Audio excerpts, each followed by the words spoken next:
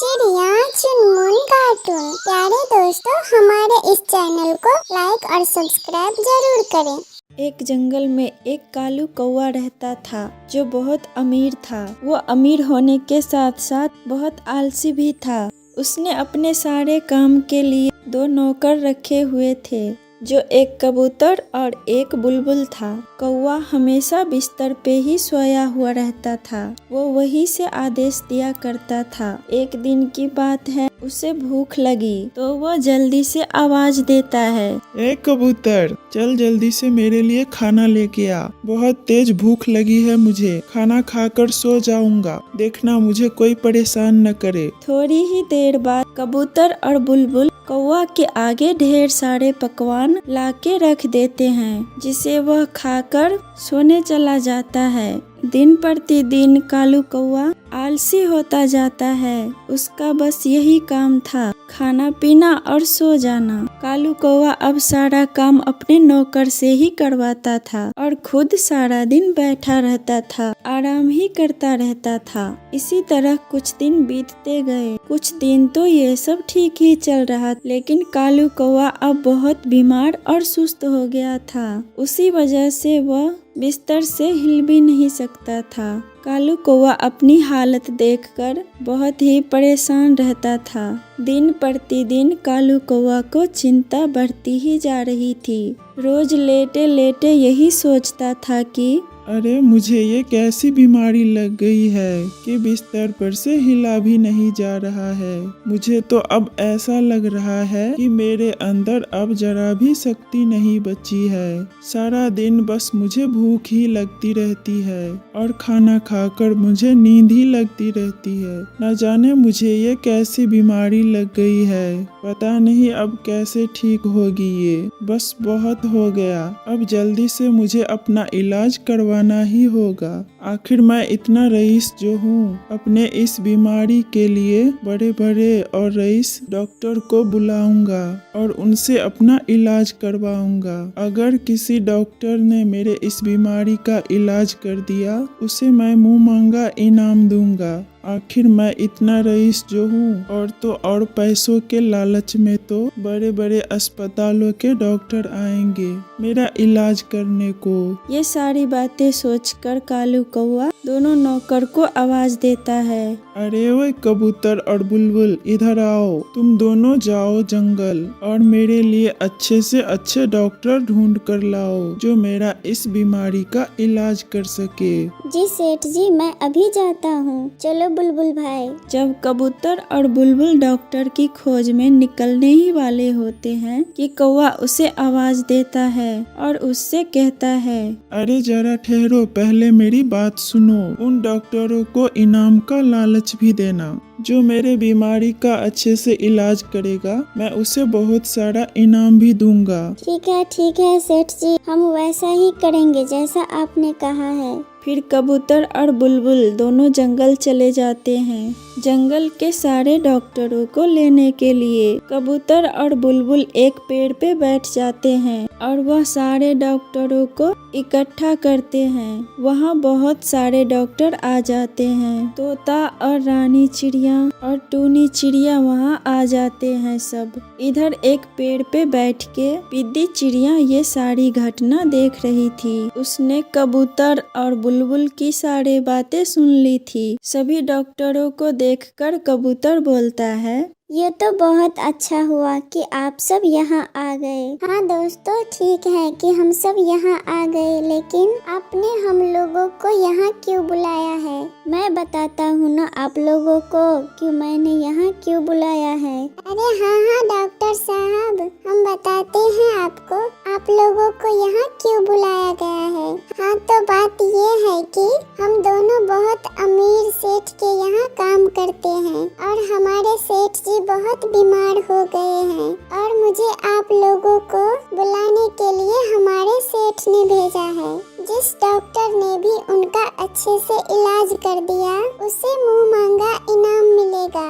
अच्छा ऐसी बात है तो हम सब डॉक्टर वहाँ जरूर जाएंगे। हम सब तो इतने पढ़े लिखे डॉक्टर हैं कि उनका बीमारी जल्द ही ठीक कर देंगे और बदले में हम सब बहुत इनाम भी लेंगे। इसके बाद कबूतर और बुलबुल सबसे पहले तोता को कालू सेठ के पास लेके जाता है। कालू कौवा तोते डॉक्टर को देखकर उससे कहता है, अरे डॉक्टर साहब आप आ गए। देखिए ना मैं कितना बीमार हूँ। पता नहीं ये कैसी बीमारी लग गई है मुझे। बिस्तर से उठा ही नहीं जा रहा है। मेरे हाथ पांव बहुत दुखने लगते हैं। आप ही बताइए डॉक्टर साहब मैं क्या करूँ। अरे कालू कौवे तुम चिंता मत करो, मैं आ गया हूँ, तुम्हें ठीक कर दूंगा। अब डॉक्टर तोता कालू कौवा को अच्छे से देखता है, जांच करता है, परंतु तोता को कुछ समझ नहीं आ रहा था कि उसे हुआ क्या है। काफी देर देखने के बाद भी तोता उसका इलाज नहीं कर पाया। कुछ समय बीत जाने पर कालू कौवा तोते पर गुस्सा जाता है। अरे तोते तुम कैसे डॉक्टर हो।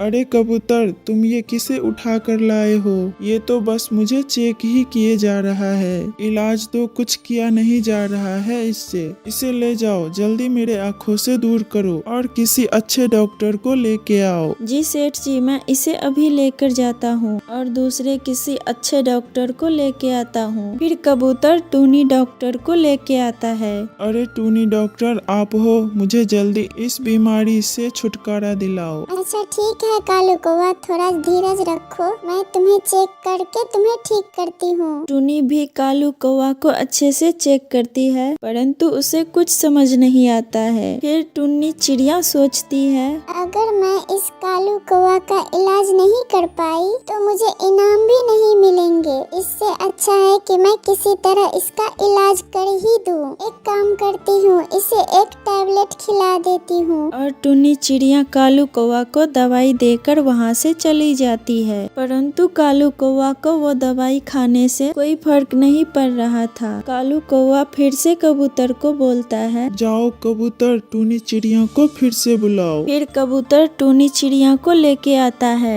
अरे वो टूनी तूने मुझे कौन सी दवा खिला दी। तुम्हें भी बिल्कुल इलाज करना नहीं आता। अरे वो कबूतर ले जा टूनी चिड़िया को और किसी अच्छे डॉक्टर को लेके आ। धीरे धीरे ऐसे ही करके काफी सारे डॉक्टर आके जांच करके चले जाते हैं, परंतु इससे उसका इलाज नहीं हो पाता है।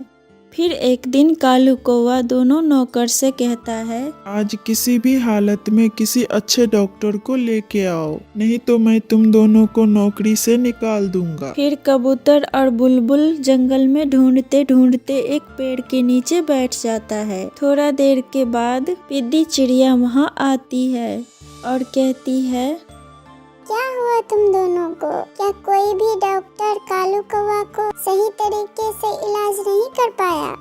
लेकिन उसकी बीमारी का इलाज मेरे पास है। तुम कहोगे तो मैं इलाज कर सकती हूँ। क्या मैं तुम्हारे साथ चलूं? क्या सच में? चलो हमारे साथ और हमारे सेठ जी को ठीक कर दो। पिद्दी चिड़िया कबूतर और बुलबुल के साथ कालू कौवा के पास जाती। पिद्दी चिड़िया को देखकर कालू कौवा बोलता है, अरे वो कबूतर तू किसे लेके आया है? ये तो कोई डॉक्टर भी नहीं लग रही है। सेठ जी आपको इतने सारे डॉक्टर ने इलाज किया, परंतु आपका इलाज कोई न कर सका। और ये पिद्दी चिड़िया पूरा विश्वास के साथ कहती है कि ये आपका इलाज कर लेगी। इतने डॉक्टर से दिखवा लिए हो तो एक बार इससे भी दिखवा लीजिए, क्या पता ये पक्षी आपका इलाज कर दे। कालू कौवा आप एक बार मुझ पे विश्वास करके देखिए, आपको बिल्कुल सही कर दूंगी। पिद्दी चिड़िया कालू कौवा को अच्छे से चेक करती है। बहुत समय के बाद पिद्दी चिड़िया को समझ आ जाता है कि कालू कौवा को कोई बीमारी नहीं है,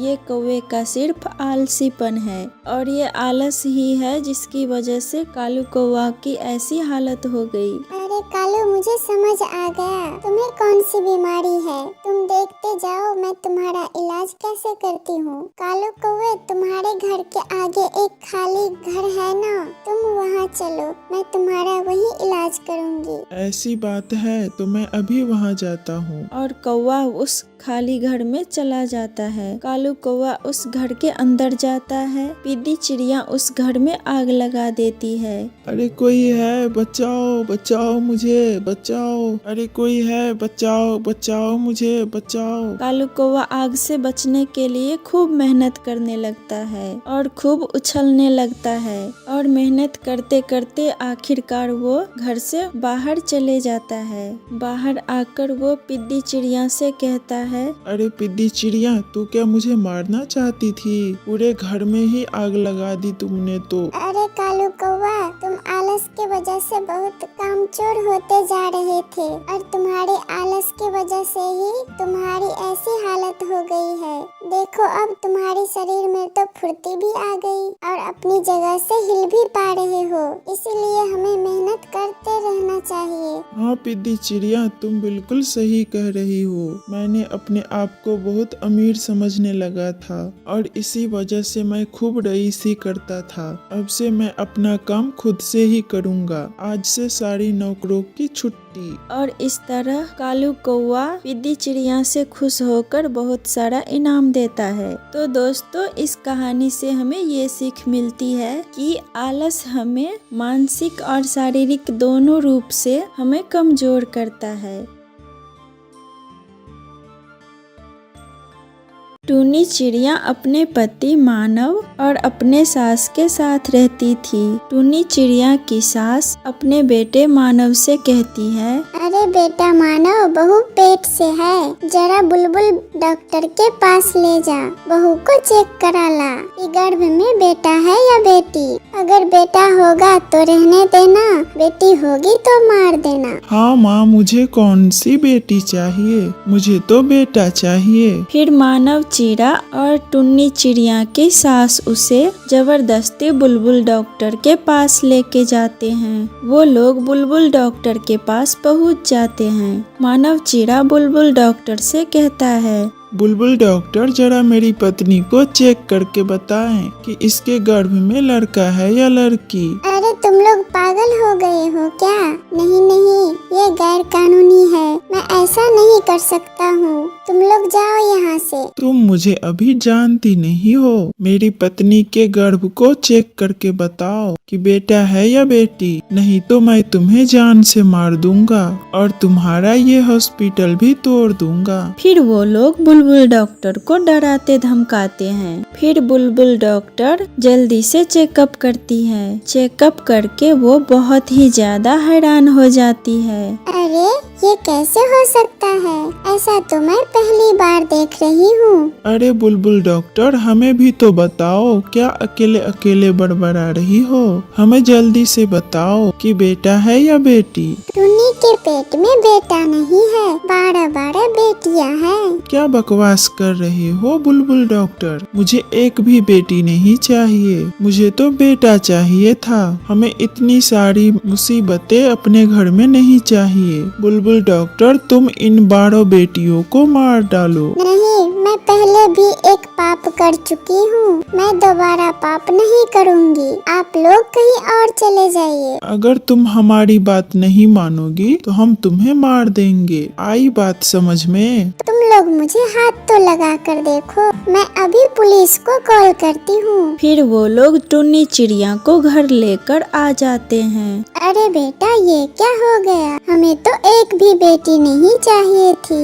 ये तो पूरा 12 बेटियाँ हैं। तुम कैसे इनका बोझ उठाओगे? हमें ये बेटियाँ नहीं चाहिए। तुम्हारा जिंदगी तो इनका बोझ उठाने में ही निकल जाएगा, इनके लिए दहेज इकट्ठा करने में ही। माँ, मुझे कौन सा बेटी चाहिए? हम इस टुन्नी चिड़िया को घर से बाहर निकाल देते हैं। ये जहाँ मर्जी वहाँ जाके मरे। मैं कोई अच्छी सी चिड़िया देखकर दूसरी शादी कर लूँगा जो मुझे बेटा दे सके। टुन्नी चिड़िया को वो लोग घर से निकाल देते हैं। टुन्नी चिड़िया उन लोगों के सामने बहुत गिड़गिड़ाती है, पर वो लोग टुन्नी चिड़िया की बात नहीं सुनते हैं। फिर फिर टुन्नी चिड़िया रोती हुई वहाँ से चली जाती है। वो एक जंगल में जाती है, एक कुएं के पास। वो मरने जा रही थी, तभी उसे एक चिड़िया रोक लेती है। अरे रुको बहन रुको, तुम कुएं में कूदकर अपनी जान क्यों दे रही हो? क्या हुआ है तुम्हारे साथ? मुझे बताओ, मैं तुम्हारी मदद करूंगी। फिर टुन्नी चिड़िया सारी बात बताती है।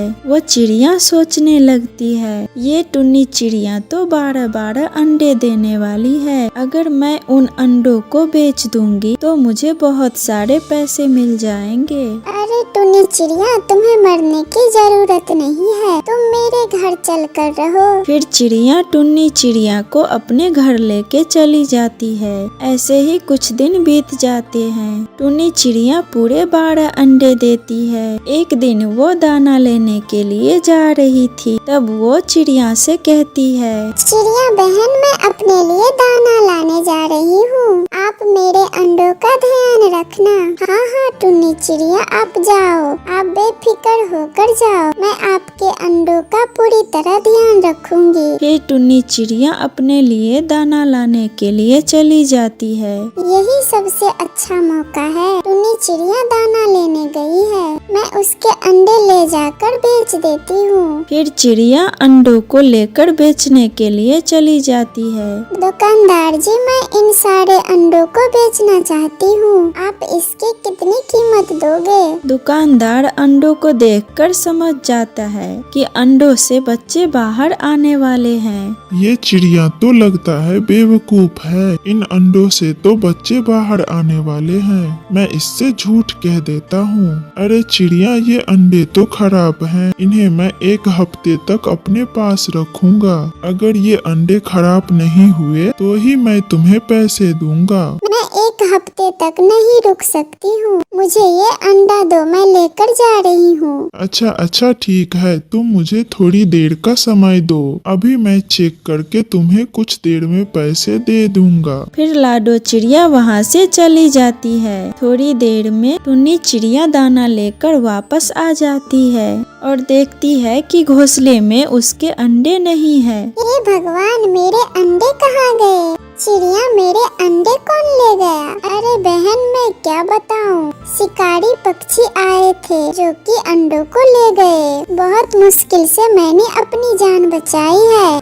मैं तुम्हारे अंडों की रक्षा नहीं कर सकी। जब मेरे अंडे ही नहीं रहे तो मैं जीकर क्या करूँगी? मैं भी जा रही हूँ अपनी जान देने। फिर टुन्नी चिड़िया कुएं के पास अपनी जान देने के लिए चली जाती है। चलो, ये टुन्नी चिड़िया तो मरने जा रही है, ये मर जाएगी और मुझे इसके अंडे के पैसे मिल जाएंगे, मजा ही आ जाएगा। तभी वहाँ पर व्यापारी चील आ जाता है और चिड़िया से कहता है, अरे चिड़िया, जो तुमने 12 अंडे दिए थे वो सारे के सारे खराब निकले। अगर तुम्हें पैसे चाहिए तो तुम मुझे दोबारा से अंडे लाकर दो। फिर वो चील वहाँ से चला जाता है। चिड़िया, तुमने कुछ पैसों के लिए मेरे अंडों को बेच दिया। अगर तुम्हें पैसे ही चाहिए थे तो तुम मुझसे कहती, मैं तुम्हें मेहनत मजदूरी करके कहीं से भी पैसे ला कर देती। मुझे माफ कर दो बहन, चलो हम उस व्यापारी से अंडे लेकर आते हैं। फिर वो लोग चील दुकानदार के पास जाते हैं और देखती है कि चील ने वो अंडे छुपा कर रखे हैं। टुन्नी चिड़िया, मैं चील को बातों में लगाती हूँ, तुम अंडों को लेकर चली जाना। चील भैया, जो मैंने आपको अंडे दिए थे वो तो खराब निकल गए। मैंने झील के पास बहुत सारे अंडे देखे हैं, जो तुम्हें पसंद होगा तुम वो ले लेना। व्यापारी चील अंडों का नाम सुनकर चिड़िया के साथ चला जाता है। टुन्नी चिड़िया को मौका मिल जाता है और वो अपने अंडों को उठाकर लेकर चली जाती है। फिर चिड़िया चील व्यापार को गुमराह करके दूसरे जंगल ले जाती है। अरे चिड़िया, अंडे कहाँ है? यहाँ पे तो अंडे ही नहीं है। अरे चील भैया, लगता है कोई अंडे चुरा कर ले गया। चिड़िया, तुमने मेरा समय बर्बाद किया है, आइंदा कभी मेरे दुकान पे मत आना। और वो बात कर चील वहाँ से चला जाता है। कुछ समय ऐसे ही बीत जाते हैं। टुन्नी चिड़िया के 12 अंडों में से सुंदर सुंदर बेटियां निकलती है और धीरे धीरे टुन्नी चिड़िया अमीर बन जाती है और खुशी खुशी से अपने बेटियों के साथ रहने लगती है।